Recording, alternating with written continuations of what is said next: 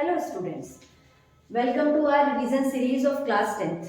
और आज हम स्टार्ट करने जा रहे हैं chapter metal and non metals. बेटा, जितने भी एलिमेंट्स हैं पीरियोडिक प्रॉपर्टीज में, हमने उनको 3 कैटेगरीज में डिवाइड किया है according to their properties: metal, metalloid and non metals. जो मेटल है वो आपने बहुत सारे मेटल के नाम सुने होंगे, जैसे कि सोडियम, मैग्नीशियम, कॉपर, आयरन। इन सबको हमने मेटल बोला है। मेटल क्यों बोला ये भी हम आगे डिस्कस करेंगे, इनकी प्रॉपर्टीज। इसी के बाद जो नॉन मेटल्स हैं, जैसे कि carbon, sulphur, iodine, oxygen, hydrogen etcetera, इन सबको हमने क्या बोला है? नॉन मेटल्स बोला है अकॉर्डिंग टू देयर प्रॉपर्टीज। और कुछ होती है हमारी मेटलॉइड्स। जो ये मेटलॉइड होती है, इनकी जो प्रॉपर्टी होती है, कुछ प्रॉपर्टी इनकी मेटल से मिलती है और कुछ नॉन मेटल से मिलती है, इसलिए इनको हमने मेटलॉइड कहा है। ओके, तो चलिए अब इनकी प्रॉपर्टीज के बारे में बात करते हैं। पहले हम बात करते हैं मेटल्स की फिजिकल प्रॉपर्टीज, कि फिजिकल प्रॉपर्टीज क्या क्या होती है मेटल की। पहली बात हम कर रहे हैं मेटेलिक लस्टर।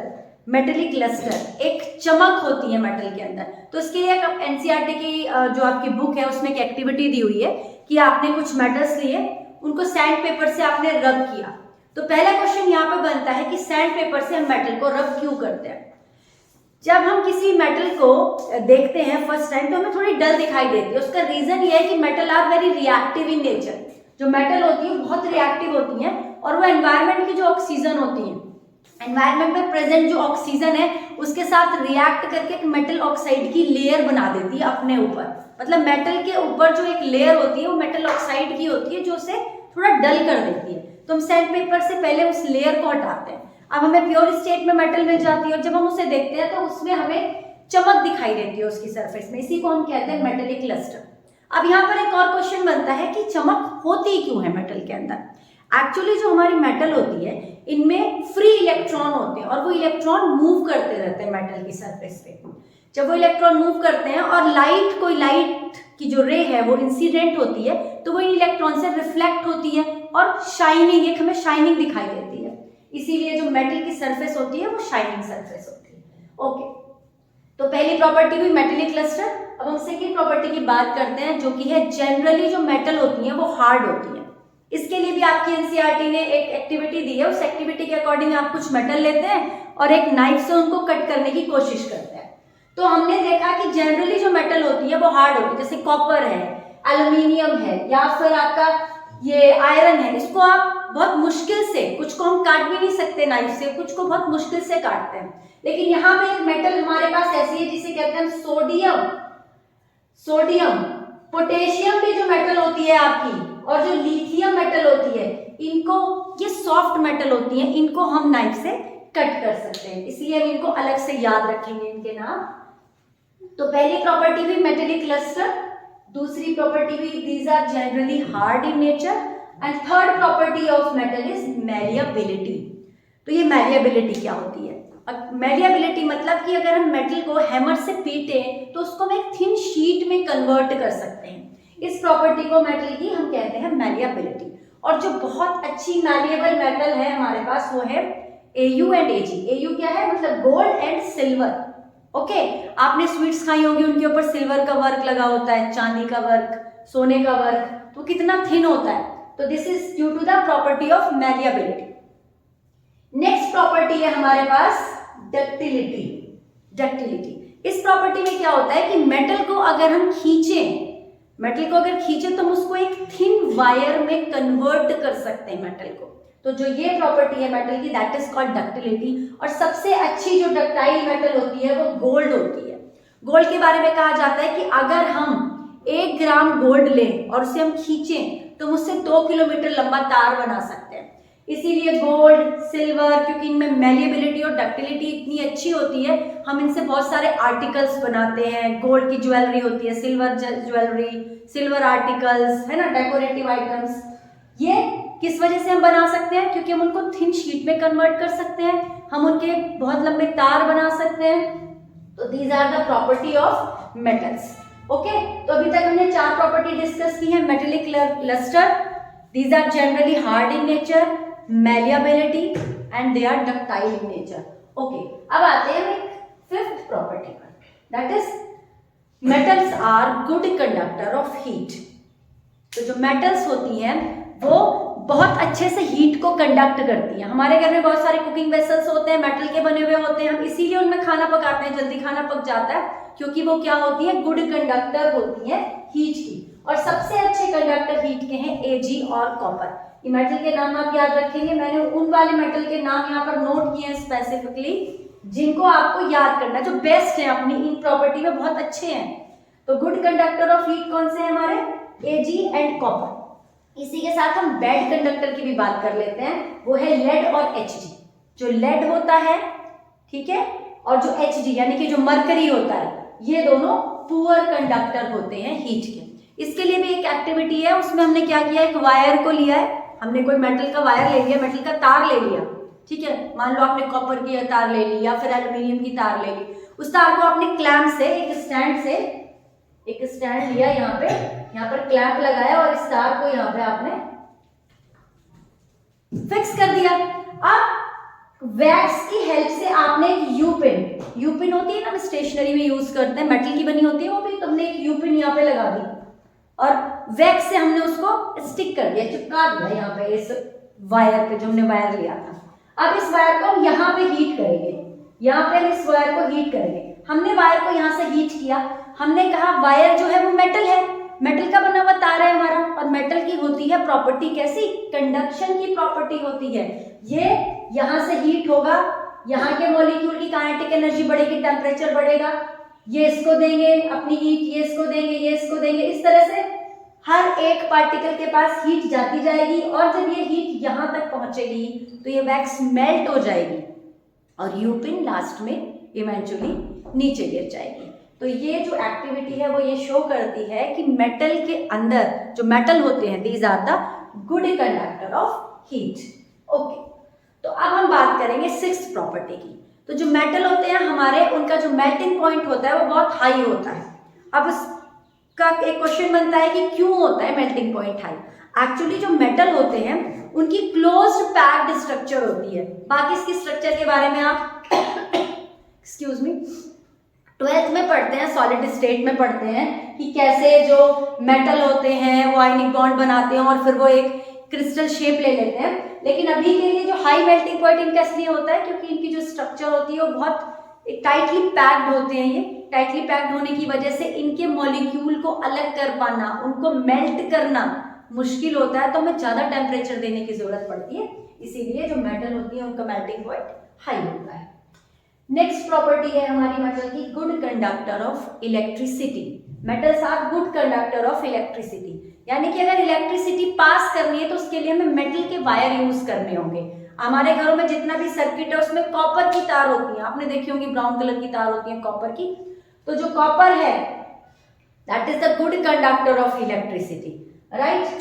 नेक्स्ट प्रॉपर्टी है हमारी सोनोरस। जो मेटल होती हैं वो होती है सोनोरस। सोनोरस का क्या मतलब होता है कि अगर आप मेटल को बीट करते हैं, बहुत सारी मेटल ऐसी होती है जिनको आप हैमर से पीटते हैं तो एक साउंड आती है।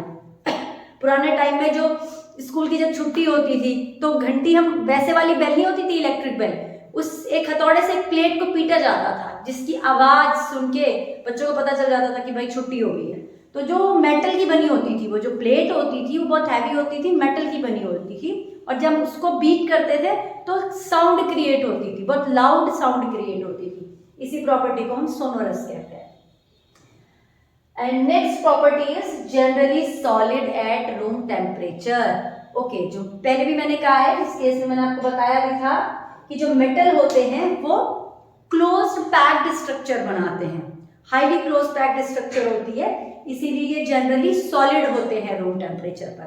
लेकिन एक मेटल है, ये मेटल है लेकिन ये रूम टेम्परेचर पर सॉलिड नहीं होती, दैट इज मर्करी। इसको आप जानते होंगे, मर्करी मेटल, ये रूम टेम्परेचर पर लिक्विड फॉर्म में ही रहती है। तो this is the exception. Okay okay, तो ये प्रॉपर्टीज होती हैं हमारी मेटल्स की। इसके अलावा जो हमारे नॉन मेटल्स होते हैं ये लिक्विड, सॉलिड और गैसेस तीनों स्टेज में प्रेजेंट होते हैं। तो जो मेटल्स हैं हमारे पास, जो कुछ मेटल्स ऐसी हैं जो नॉन मेटल की तरह भी बिहेव करती हैं और कुछ नॉन मेटल ऐसी होती हैं जो मेटल की तरह भी बिहेव करती हैं। चलिए पहले इनकी बात कर लेते हैं। जैसे मर्करी, मैंने भी थोड़ी देर पहले बोला था कि जो मेटल होते हैं वो जनरली हार्ड होते हैं, जनरली सॉलिड होते हैं रूम टेम्परेचर पे। लेकिन जो मर्करी है ये लिक्विड होता है रूम टेम्परेचर पे, इसको बहुत अच्छे से याद रखेंगे, ठीक है। नेक्स्ट है हमारे पास, हमने कहा था कि जो मेटल होते हैं उनका high melting point, high boiling point and melting point होता है, ठीक है। उसका जो रीजन है वो ये है कि वो उनकी बहुत ही कॉम्प्लेक्स स्ट्रक्चर होती है, वो बहुत क्लोजली पैक्ड होते हैं। लेकिन दो मेटल हमारे पास ऐसी हैं, गैलियम एंड सीजियम, मैं फिर से बोल रही हूँ, गैलियम एंड सीजियम, इन दोनों मेटल का जो मेल्टिंग पॉइंट होता है बहुत लो होता है। इसको जब हम अपनी हथेली के ऊपर रखते हैं इन मेटल को, तो ये हमारी हथेली से हीट लेकर ही मेल्ट हो जाती है, ठीक है। तो ये भी बहुत इंपॉर्टेंट एक्सेप्शन है। उसके बाद एक और है हमारे पास, this is a non metal, iodine is a non metal, और हम कह रहे हैं कि मेटल के अंदर होती है मेटेलिक लस्टर। पहला ही पॉइंट हमने बोला था कि मेटल के अंदर होती है मेटेलिक लस्टर, जबकि एक नॉन मेटल है और इसके अंदर भी लस्टर प्रेजेंट होती है।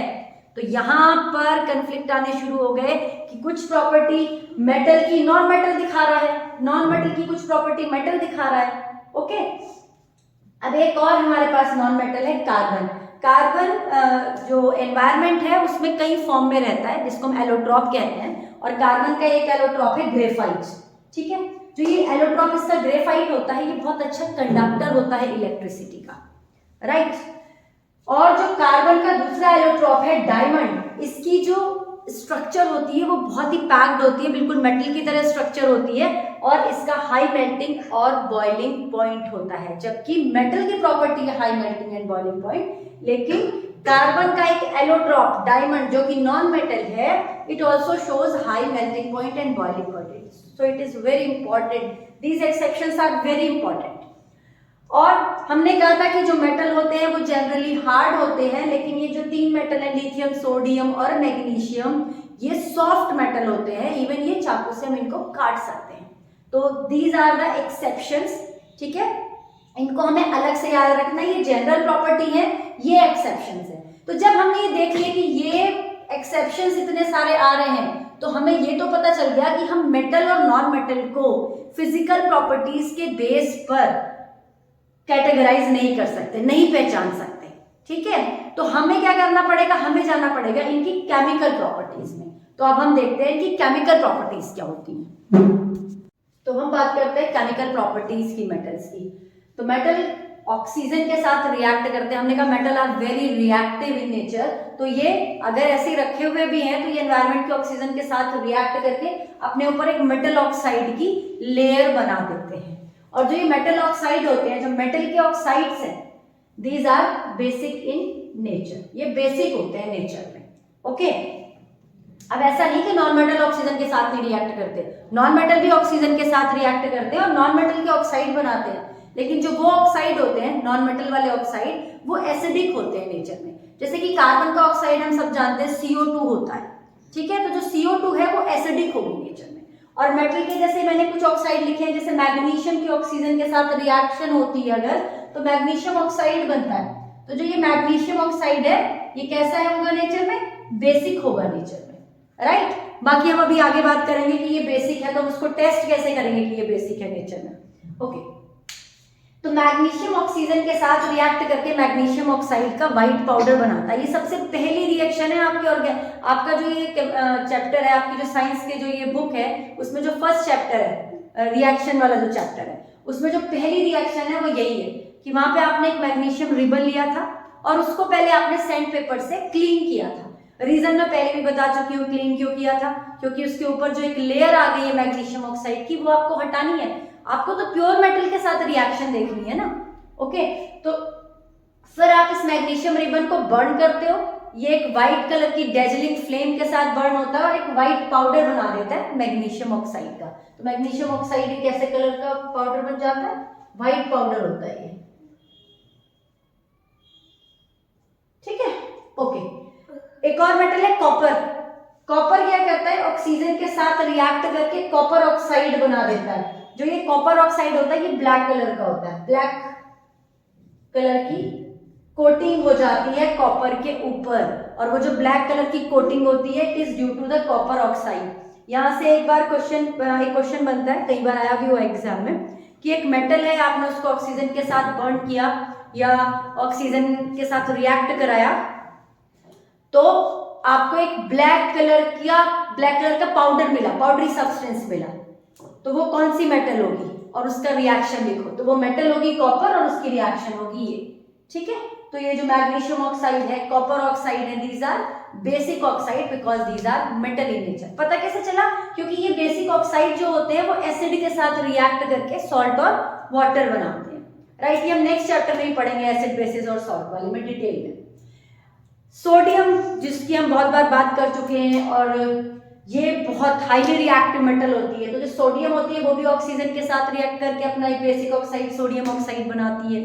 पोटेशियम भी ऑक्सीजन के साथ रिएक्ट करके पोटेशियम ऑक्साइड बनाती है। जैसे कि हमने कहा कि जो सोडियम और पोटेशियम होती है, इनकी ऑक्सीजन के साथ जो रिएक्शन होती है वो बहुत विग्रस होती है, बहुत वायलेंट रिएक्शन होती है। जैसे इनको ऑक्सीजन मिलती है एकदम से दे कैचेस फायर, तो इसीलिए हम इन मेटल को for the sake of protection kerosene के अंदर डिप करके रखते हैं। इनको हम ऐसे ही खुला एनवायरनमेंट में ऐसे ही नहीं रख के छोड़ते, इनको केरोसिन में डिप करके रखते हैं। तो sodium and potassium are very very reactive metal और इनके जो ऑक्साइड है these are basic oxide in nature. Generally जो ऑक्साइड होते हैं, मेटल के जो ऑक्साइड होते हैं वो वाटर में इनसॉल्युबल होते हैं, लेकिन ये आप स्पेशली याद रखेंगे, ये दोनों ऑक्साइड की रिएक्शन मैंने लिखी है। सोडियम का ऑक्साइड और पोटेशियम का ऑक्साइड ये वाटर के साथ रिएक्ट कर जाते हैं और सॉल्ट बनाते हैं। सोडियम हाइड्रोक्साइड बनाता है, ये पोटेशियम हाइड्रोक्साइड बनाता है, सॉरी बेस बनाता है, दीज आर बेस। ये वाटर के साथ रिएक्ट करके सोडियम हाइड्रोक्साइड बनाता है, सोडियम ऑक्साइड, और पोटेशियम ऑक्साइड बनाता है, पोटेशियम हाइड्रोक्साइड। ये दोनों रिएक्शन भी इंपॉर्टेंट है। ओके, नेक्स्ट हम एक और मेटल को देखते हैं, एल्यूमिनियम। एल्यूमिनियम की जब हम ऑक्सीजन के साथ रिएक्शन कराते हैं तो हमें एक ऑक्साइड मिलता है, that is Al2O3। This is aluminium oxide. अच्छा, अब यहाँ पे आपके दिमाग पे ये भी आ सकता है कि यहाँ पर ऑक्साइड बना है Na2O, ठीक है, 2:1 की रेशो है इन दोनों के बीच में। यहाँ पे बना है MgO, 1:1 की रेशो है दोनों के बीच में। यहाँ पे बन रहा है Al2O3, 2:3 की रेशो है दोनों के बीच में। तो ये ऐसा होता क्यों है भाई? किसी को ऑक्सीजन ज्यादा, किसी को ऑक्सीजन कम मिल रही है क्या? इसलिए हो रहा है क्या ऐसा? नहीं, ऐसा बिल्कुल इसलिए नहीं हो रहा, क्योंकि हमने पढ़ा है, क्या पढ़ा है कि हर एक मेटल की अपना एक पर्टिकुलर ऑक्सीडेशन स्टेट होता है जिसको वैलेंसी भी कहते हो आप। जैसे मैग्नीशियम है, इसका ऑक्सीडेशन स्टेट होता है +2 और ऑक्सीजन का होता है -2, ये हमने 9th में पढ़ा है। तो देखो +2 और -2, इसलिए दोनों के बीच में 1:1 की रेशो आ जाएगी। भाई क्रिस क्रॉस में लिखोगे तो +2 -2 2 लिखो या 1 लिखो, यहाँ पे अपने 1 लिखा, एक ही बात है। इसी तरह ये Na2 क्यों बना भाई? ये Na2 इसलिए बना कि सोडियम होता है +1, ये होता है -2, क्रिस क्रॉस में लिखा हुआ है आपने, 2 इधर आ जाएगा 1 इधर आ जाएगा तो Na2 हो गया, राइट। इसी तरह पोटेशियम ऑक्साइड में पोटेशियम के ऊपर +1 होता है, ऑक्सीजन के ऊपर -2 होता है, इसलिए फॉर्मूला बन गया K2O। तो ये Al2O3 कैसा बना? क्योंकि एल्यूमिनियम के ऊपर जो चार्ज होता है, जो ऑक्सीडेशन स्टेट होता है, इसका वो होता है +3, ऑक्सीजन के ऊपर होता है -2। तो देखो क्रिस क्रॉस कराया तो फॉर्मूला क्या निकलेगा? Al2O3। ओके, तो इस तरह से ये फॉर्मूले बने। कोई हमने इनकी ऐसी कोई हमने अपने आप से नहीं रखे हैं, ये इनकी वैलेंसी के अकॉर्डिंग, अपने ऑक्सीडेशन स्टेट के अकॉर्डिंग इन्होंने ऑक्सीजन के साथ रिएक्ट करके ये ऑक्साइड बनाए हैं। ओके, तो जो ये एल्यूमिनियम ऑक्साइड बना, इसी तरह जिंक ने ऑक्सीजन के साथ रिएक्ट करके जिंक ऑक्साइड बनाया।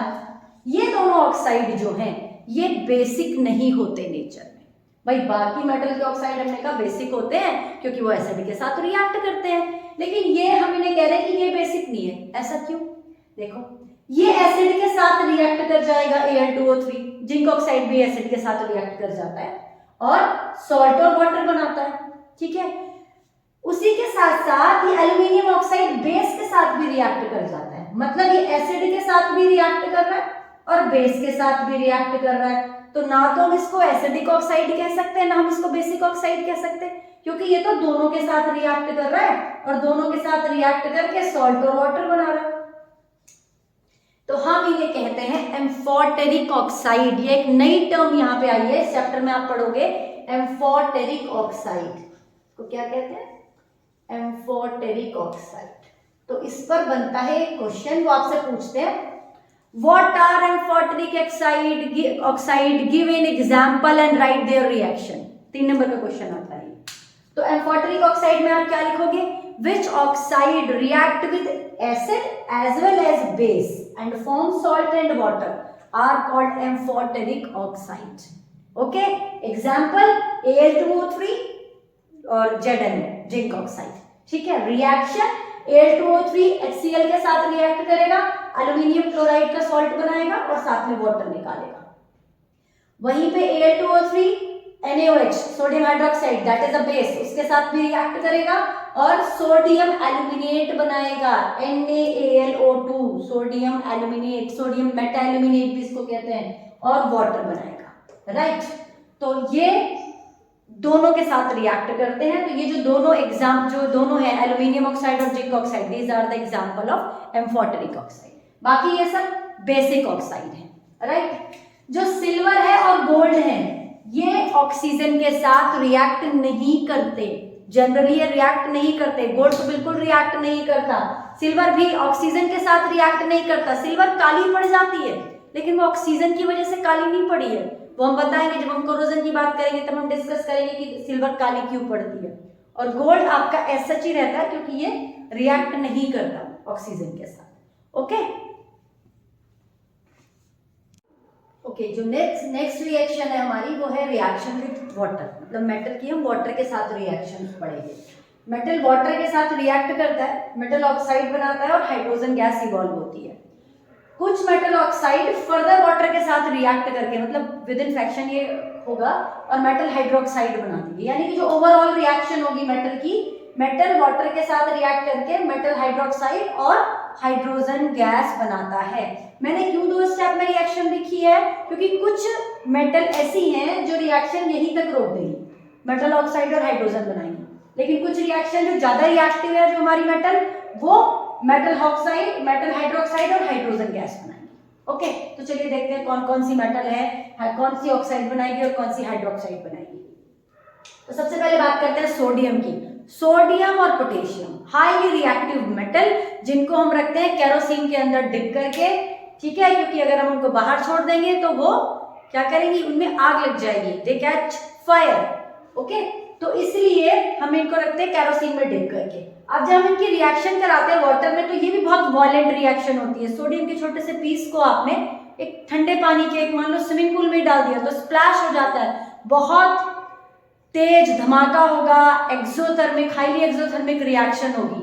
ओके, तो सोडियम वाटर के साथ, ठंडे पानी के साथ ही रिएक्ट करेगा, सोडियम हाइड्रोक्साइड बनाएगा. हाईली रिएक्टिव मेटल है तो दोनों स्टेप कवर करेगा, सोडियम हाइड्रोक्साइड बनाएगा और हाइड्रोजन गैस बनाएगा. ट्रिमेंडस अमाउंट ऑफ एनर्जी निकलेगी. It means it is a exothermic reaction. Reaction is violent, exothermic, और जो हाइड्रोजन गैस निकलती है वो immediately catches fire.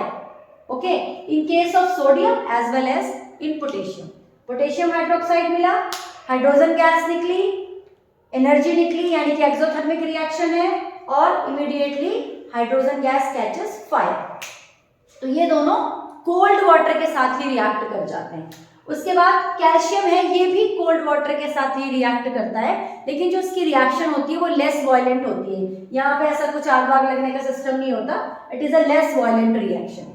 Okay, magnesium water के साथ रिएक्ट करेगा, लेकिन ये ठंडे पानी के साथ रिएक्ट नहीं करेगा, क्योंकि ये थोड़ा सा कम रिएक्टिव, मतलब रिएक्टिविटी क्या है, रिएक्टिविटी थोड़ी सी कम होती जा रही है. हम इनकी रिएक्टिविटी का कंपैरिजन भी कर रहे हैं एक्चुअली, जब हम रिएक्शन करा के देख रहे हैं, क्योंकि रिएजेंट हमारा सेम है, वाटर के साथ रिएक्ट करा रहे हैं. सोडियम पोटेशियम ठंडे पानी के साथ कर रहा है, कैल्शियम भी ठंडे के साथ कर रहा है लेकिन लेस वायलेंट कर रहा है. मैग्नीशियम गर्म पानी के साथ करता है, ठीक है, हॉट वाटर के साथ रिएक्ट करता है.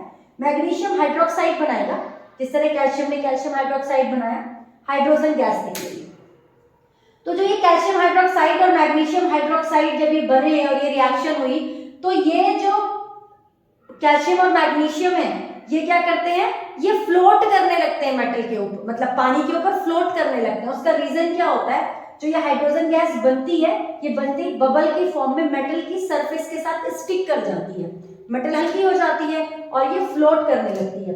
तो ये इन दोनों रिएक्शन में हमें ये एक नई चीज देखने को मिलती है, these start floating because bubbles of hydrogen gas stick to the surface. उसके बाद 3 और मेटल है हमारी, जिंक, एल्यूमिनियम और आयरन. ये बहुत ध्यान से याद करेंगे, जिंक, एल्यूमिनियम और आयरन. ना तो कोल्ड वाटर के साथ ना ही हॉट वाटर के साथ। ये रिएक्ट करेंगी स्टीम के साथ, क्योंकि स्टीम की एनर्जी और ज्यादा है, हाई टेम्परेचर होता है, हाई एनर्जी होती है स्टीम पार्टिकल्स की, तो ये स्टीम के साथ रिएक्ट करती है क्योंकि इनको ज्यादा एनर्जी की जरूरत है, क्योंकि ये कंपैरेटिवली इनसे लेस रिएक्टिव होती हैं। तो एक रिएक्ट करेंगे और ये हाइड्रोक्साइड भी नहीं बनाएंगे, इनकी रिएक्शन ये पहले स्टेप पे रुक जाएगी। एल्यूमिनियम ऑक्साइड बनाएगा, जिंक ऑक्साइड बनाएगा और आयरन ऑक्साइड बनाएगा। आयरन ऑक्साइड का फॉर्मूला Fe3O4 होगा, Fe2O3 नहीं लिखना है आपने, Fe3O4 होगा, ओके। और जिंक का भी ऑक्साइड में लिख देती हूँ, और जिंक बनाएगा जिंक ऑक्साइड, साथ में निकलेगी हाइड्रोजन गैस, ओके। 4 मेटल के नाम आप ये याद करेंगे, लेड, कॉपर, AgAu। कौन से है ये 4 मेटल, नोट करें, लेड, कॉपर, AgAu। ये चारों मेटल वाटर के साथ रिएक्ट नहीं करते हैं। आप इस वाली स्लाइड की क्या ले लेंगे, स्क्रीनशॉट ले लेंगे, ये टेबल एक अपनी नोटबुक में बना लेंगे, जिससे कि आपको ये पूरा याद हो जाए अच्छे से। टेबुलर फॉर्म में रहेगा तो याद करना बहुत आसान रहेगा, ओके।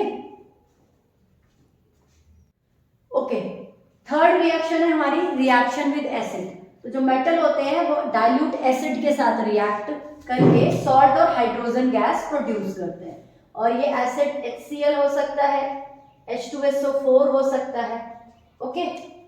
तो जैसे सोडियम है, HCl के साथ रिएक्ट करके सोडियम क्लोराइड सॉल्ट बना रहा है और हाइड्रोजन गैस इवॉल्व हो रही है। इसी तरह मैग्नीशियम है, HCl के साथ रिएक्ट करके MgCl2 बना रहा है, हाइड्रोजन गैस निकल रही है। तो अच्छा, इसमें हाइड्रोजन गैस जो निकल रही है इसको भी टेस्ट करने का एक तरीका है। आप क्या करेंगे, मैचस्टिक लेकर जाएंगे, बर्न मैचस्टिक लेकर जाएंगे, जो हमारी टेस्ट ट्यूब होगी। जैसे हमने मैग्नीशियम लिया, उसमें हमने ड्रॉप करके HCl या H2SO4 डाला, तो फिर वहां से हाइड्रोजन गैस इवॉल्व हुई मैचस्टिक के बाहर से, वो सॉरी टेस्ट ट्यूब से जो हाइड्रोजन गैस इवॉल्व हुई। आप बर्न कैंडल लेकर गए या मैचस्टिक लेकर गए तो आपको पॉप की साउंड आएगी। वो जो पॉप साउंड होती है वो इस हाइड्रोजन गैस की वजह से होती है। तो इस तरह से हम हाइड्रोजन गैस के इवोल्यूशन को टेस्ट कर सकते हैं, ये हम लैब में करते हैं एक्सपेरिमेंट। तो सोडियम HCl के साथ रिएक्ट करके सोडियम क्लोराइड सॉल्ट बना रहा है, इसी तरह मैग्नीशियम भी मैग्नीशियम क्लोराइड सॉल्ट बना रहा है, एल्यूमिनियम क्लोराइड। अगर ये सल्फेट, हाइड्रोजन सल्फेट यानी कि सल्फ्यूरिक एसिड के साथ रिएक्ट करते हैं तो ये सल्फेट सॉल्ट बनाएंगे। हाइड्रोक्लोरिक एसिड के साथ रिएक्ट करेंगे तो क्लोराइड सॉल्ट बनाएंगे, सल्फ्यूरिक एसिड के साथ रिएक्ट करेंगे तो सल्फेट बनाएंगे, sodium sulphate, magnesium sulphate, aluminium sulphate, okay. अच्छा, इसके अलावा हमने एक और एसिड होता है, ये भी पढ़ा है, डाइल्यूट HNO3 भी पढ़ा है, लेकिन जब इसके साथ रिएक्शन होगी तो हाइड्रोजन गैस इवॉल्व नहीं होगी। उसका रीजन आप नोट कर लेंगे, because it is a strong oxidising agent. बहुत स्ट्रॉन्ग ऑक्सीडाइजिंग एजेंट होता है। ऑक्सीडाइजिंग एजेंट का मतलब समझते हैं, जो दूसरे को ऑक्सीडाइज कर दे और अपने आप रिड्यूस हो जाए। तो ये क्या करेगा HNO3, किसको ऑक्सीडाइज करेगा, जो ये हाइड्रोजन गैस निकल रही थी ना सब जगह, जो एसिड में से हाइड्रोजन गैस निकल रही थी, उस हाइड्रोजन को जैसे ही निकली तभी उसको ऑक्सीडाइज कर देगा और वाटर में कन्वर्ट कर देगा। देखो ऑक्सीजन इसके साथ जुड़ गई तो इसका ऑक्सीडेशन हो गया ना, तो वाटर में कन्वर्ट कर देगा और अपने आप क्या हो जाएगा, रिड्यूस हो जाएगा। अपने आप रिड्यूस होकर या तो N2O बना लेगा या NO बनाएगा या NO2 बनाएगा, मतलब नाइट्रोजन के कोई ऑक्साइड बना देगा। इसलिए अगर हम डाइल्यूट HNO3 के साथ रिएक्शन करते हैं तो हमें हाइड्रोजन की बजाय, हाइड्रोजन गैस की बजाय वाटर मिलता है। लेकिन दो मेटल हैं यहाँ पे, इन दोनों की जो रिएक्शन है बहुत इंपॉर्टेंट है, मैंगनीशियम और मैंगनीज, दोनों ही M से है, मैग्नीशियम और मैंगनीज। ये दोनों रिएक्शन वेरी डाइल्यूट HNO3 के साथ जब रिएक्ट करती हैं तो सॉल्ट बनाएंगी, मैग्नीशियम नाइट्रेट और मैंगनीज नाइट्रेट, और साथ में हाइड्रोजन गैस इवॉल्व होगी। यहाँ पर हाइड्रोजन गैस इवॉल्व होती है, तो इसको नोट करेंगे स्पेशली मैग्नीशियम और मैंगनीज को कि ये डाइल्यूट HNO3 के साथ रिएक्ट करने पर हाइड्रोजन गैस देंगे, बाकी नहीं दे रहे। सोडियम, एल्यूमिनियम, पोटेशियम, कैल्शियम वगैरह नहीं देंगे, क्योंकि वहां पे हमको वाटर मिलेगा, ओके। तो अभी हमने कहा कि भाई ये एसिड के साथ रिएक्ट करते हैं मेटल और हाइड्रोजन गैस निकालते हैं, मतलब सोडियम इतना ज्यादा रिएक्टिव है कि वो हाइड्रोजन को डिस्प्लेस कर रहा है, वही हाइड्रोजन को बाहर निकाल रहा है और उसकी जगह खुद आ रहा है, यानी कि sodium is more reactive than hydrogen, okay. इसी तरह magnesium is more reactive than hydrogen, तभी तो अपने आप उसकी जगह पे आ रहा है और हाइड्रोजन गैस इवॉल्व हो रही है। Aluminium is more reactive than hydrogen, ऐसे magnesium is more reactive, manganese is more reactive. लेकिन हमें पता कैसे चलेगा कि कौन ज्यादा रिएक्टिव और कौन कम? एक तो तरीका था कि हमने रिएक्शन करा के देख ली, लेकिन इतने सारे मेटल के अलग अलग रिएक्शन कराने की बजाय हमारे पास है एक रिएक्टिविटी सीरीज, हमें इसको लर्न करना पड़ेगा। ये रिएक्टिविटी सीरीज मैंने यहाँ पर लिख ली है, आप इसको नोट कर लेंगे। ये डिक्रीजिंग ऑर्डर ऑफ रिएक्टिविटी में लिखी हुई है। ओके, यानी कि पोटेशियम की रिएक्टिविटी सबसे ज्यादा अमंग द एलिमेंट्स और गोल्ड की सबसे कम। पोटेशियम सबसे ज्यादा रिएक्टिव होता है और गोल्ड सबसे कम रिएक्टिव होता है। तो आप देखो यहाँ पे हाइड्रोजन है, हाइड्रोजन से ऊपर जितने भी मेटल होंगे वो सब एसिड के साथ रिएक्ट करके हाइड्रोजन को डिस्प्लेस कर देंगे। मतलब ऊपर वाला जो एलिमेंट होगा वो नीचे वाले को डिस्प्लेस करने की ताकत रखता है। ऊपर वाले क्योंकि स्ट्रांग है तो वो नीचे वालों को डिस्प्लेस कर सकते हैं। तो जो पोटेशियम है, सोडियम है, कैल्शियम है, मैग्नीशियम है, ये सब क्या है, हाइड्रोजन को डिस्प्लेस करने की पावर रखते हैं। लेकिन जो कॉपर है, Hg है, Ag है, Au है, ये हाइड्रोजन से नीचे है, हाइड्रोजन से कम ताकतवर है, कम रिएक्टिव है। तो इनकी जब आप एसिड के साथ रिएक्शन कराते हो तो ये हाइड्रोजन को डिस्प्लेस नहीं करते उनके एसिड सॉल्यूशन में से। ओके, तो ये चीज बहुत इंपॉर्टेंट है। अच्छा, तो ये रिएक्टिविटी सीरीज है, इसको लर्न करने का भी एक तरीका, आप तो जनरली आप इसको ऐसे भी याद कर सकते हैं। अगर आप ऐसे आपको याद हो जाती है तो वेल एंड गुड, अगर याद नहीं होती है तो इसको एक छोटा सा मैंने यहाँ पे एक तरीका बनाया है, एक ट्रिक है, आप उससे भी याद कर सकते हैं। जैसे इसको कहते हैं पोटेशियम, मैं लिखती हूँ पहले यहाँ पे, फिर आपको पढ़ के सुनाती हूँ। पोटेशियम को हमने रिप्रेजेंट किया, पी से हम के से रिप्रेजेंट करते हैं, लेकिन इसका पहला वर्ड है पोटेशियम पी, तो वहां से हमने कहा पापा से कहा मैंने, पापा से कहा मैंने, potassium, sodium, calcium, magnesium. Okay, पापा से कहा मैंने। आप कुछ भी मंगा सकते हो, आलू का कोई सामान मंगाना है आपको, आलू टिक्की मंगा लो, आलू टिक्की बर्गर मंगा लो, इट्स अप टू यू कि आप अपने पापा से क्या मंगाना चाहते हो। तो मैंने मंगाया आलू टिक्की बर्गर। ओके, तो पापा से कहा मैंने आलू टिक्की बर्गर, जिंक से हो जाएगा जरा,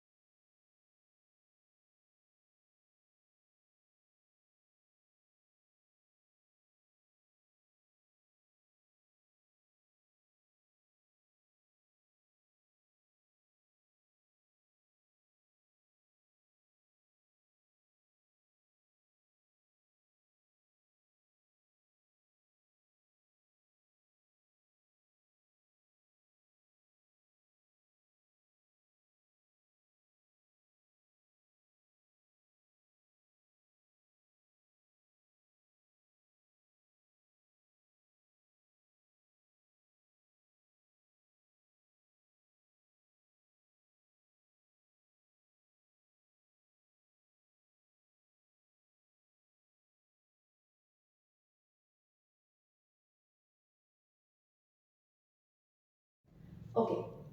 नेक्स्ट रिएक्शन है हमारी reaction of metal with salt solution. इस रिएक्शन में क्या होता है कि हमने कोई एक मेटल लिया, मान लो मेटल ए है, और दूसरे मेटल का सॉल्यूशन लिया।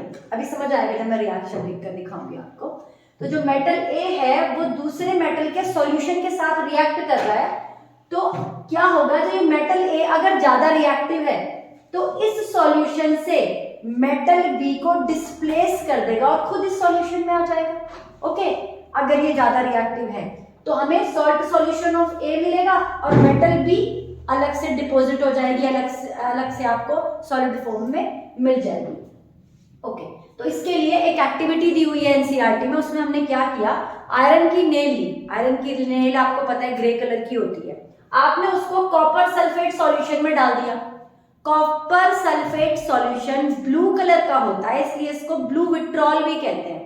ओके, लैब में आपको अलग से दिखता है, रखा हुआ एक ब्लू कलर की शीशी दिखती है, वो कॉपर सल्फेट का सॉल्यूशन होता है। तो आपने आयरन की नेल को कॉपर सल्फेट सॉल्यूशन में डिप किया।